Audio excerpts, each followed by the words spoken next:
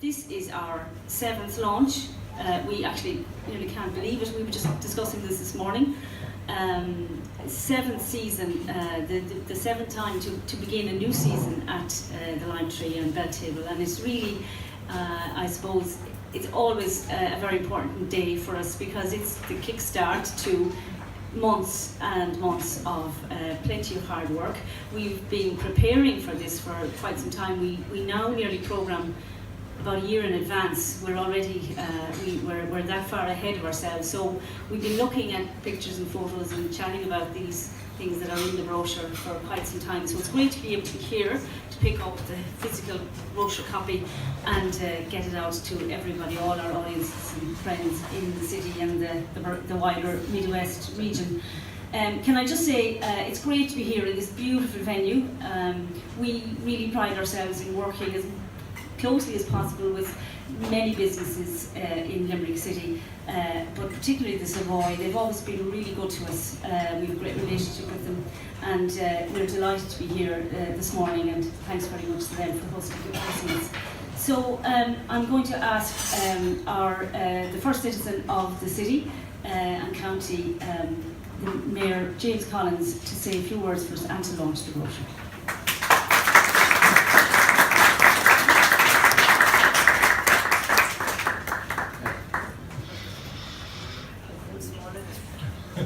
Thanks, Louise. Good morning, ladies and gentlemen, distinguished guests. I'm James Collins, Mayor of Limerick, and I'm delighted to be here this morning to launch the autumn-winter season brochure for the Lime Tree and the Belltable theatres. The brochure this year, which I've been given a copy of this morning, is jam-packed, so there's some very interesting productions that are going to take place there. I believe we've Jimmy Osmond, we've the National Opera's The Tales of Hoffman and Bula Boss. But before I congratulate you and launch the brochure for this year, can I congratulate you on last year? I think we spoke about there a few minutes ago about the Abbey Theatre production, Jimmy's Hall, coming to the Lime Tree, and it was great to see such a production coming to Limerick. I think it really marks the Lime Tree out as a must-stop venue for national productions coming to Limerick, and I think it's brought us on to another level, so I'd like to congratulate you for that.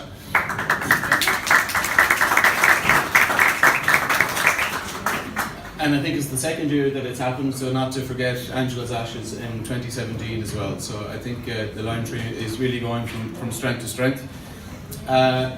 We were chatting again beforehand that it's hard to believe that the Lime Tree is 6 years old, so this is the 7th launch that we're having here this morning in Alex Spindlater's.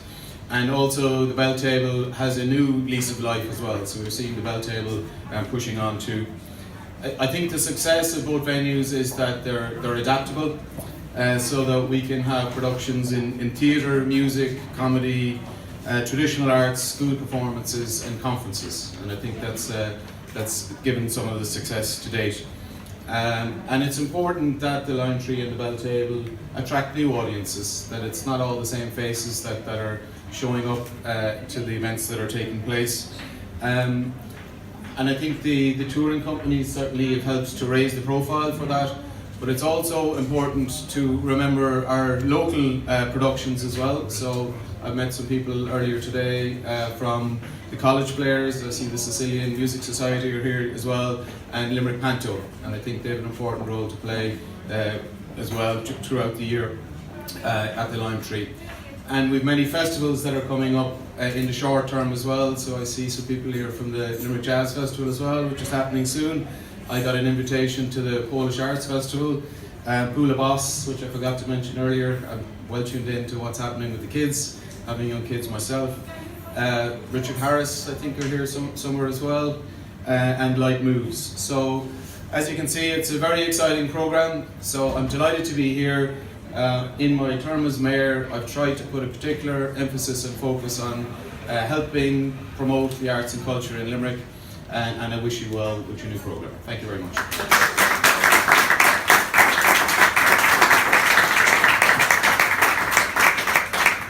Thanks very much, Mayor, and we really appreciate the assistance, obviously, as well. Limerick City and County Council are a major funder of the Belltable. In fact, without their assistance, the Belltable would not be open. So it's really important to us that the city and county sees the importance of the work that the Belltable does. So, and thanks very much to James and all his fellow councillors for their support. I suppose it would be remiss of me as well in the week that's in it, and after the fantastic number of weeks that we've had here in Limerick, that we're also delighted to have in our presence a member of the Limerick hurling panel who is responsible, in fact, for printing all our brochures. So we'd like to extend a warm word of congratulations to Kevin Dowling, who's here from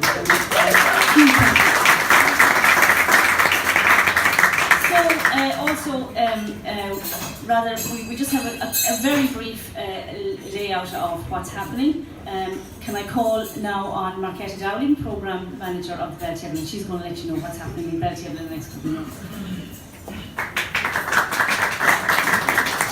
Hi everyone, thanks Louise. Thank you for coming here this morning, this 1st September morning on a glorious day. The autumn 2018 season is my 3rd season since I've taken over as the Belltable Programme Manager. I feel that over the past 2.5 years, Belltable has come on in leaps and bounds, and I'd like to thank 3 distinct groups of people who I believe have participated in this great success. Firstly is the artists who present their work in Belltable, who come and perform for us, who share their vision and their passion with us, who show their talent. They make us laugh, they make us think, they allow us to get out of the reality of the everyday, for which I am more and more grateful with every time I watch the news. So it's the artists who now perform in Belltable, and they're local artists, they're national artists, and also international artists now come and perform in Limerick. Invariably, these artists tell me they commend the staff of Belltable on their professionality, on their friendliness, and they are blown away by the audiences for their warmth. This is a real testament to the openness of Belltable that we have been trying to establish since the reopening 2.5 years ago, and I'm really, really delighted with that. The second group of people I'd like to thank for our success is our audiences.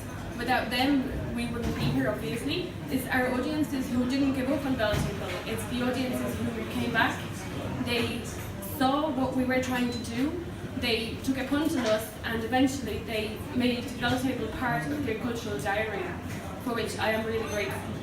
Our audiences are growing. Our theatre audiences are growing, our film audiences are growing, and music audiences. They are courageous, they take a punt, they are smart, they are discerning, and they're loyal. So thank you to everyone who has bought a ticket to Belltable over the past 2.5 years, and we hope to see you back. The third group of people I'd like to thank are our funders, without whom we wouldn't be able to do what we do, namely Limerick City and County Council, the Arts Council, and Mary Immaculate College. So thank you to those as well.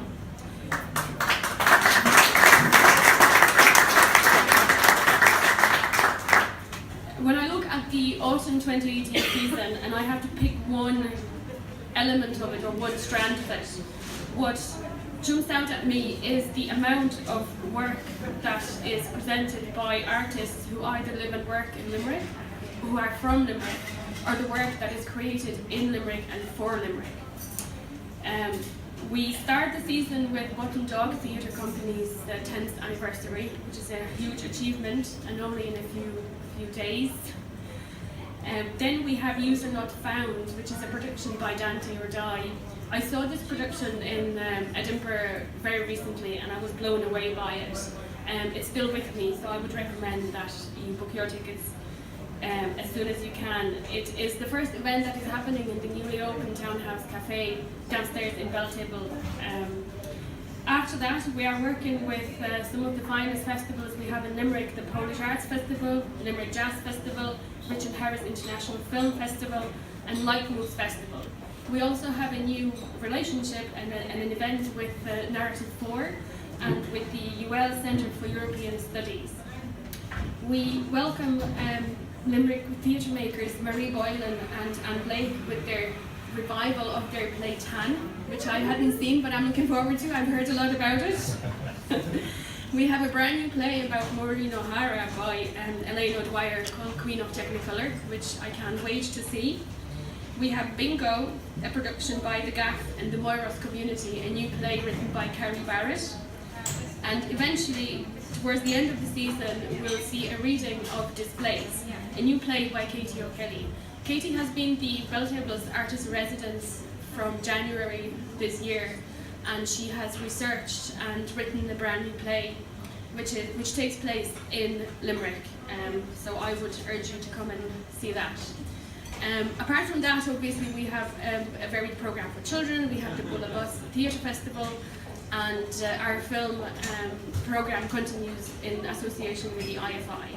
So hopefully there's a little bit of something for everyone in the programme, and I hope to see you before the end of the year. Thank you.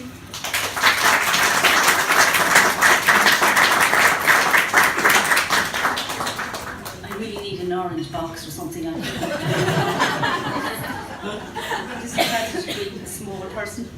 In Lime Tree, thanks very much for that, Marketa. I suppose it's what's really important for me and for all of us in the Lime Tree and Belltable is when you hear the diverse programme, when Marketa reading out, I suppose when we're very close to it and getting around the brochure, you forget that when you actually lay it all out, it's a really wide range of different types of performances and artists are appearing on the stages of both venues, and that's, I suppose, the great credit to Marketa in Belltable for making sure that the Belltable is as open and accessible as possible, and the Lime Tree as well, indeed, to all audiences and all artists, and that's very much a core part of our raison d'etre. So it's really important for us that happens. In Lime Tree, in the next number of months, we've a broad range of work.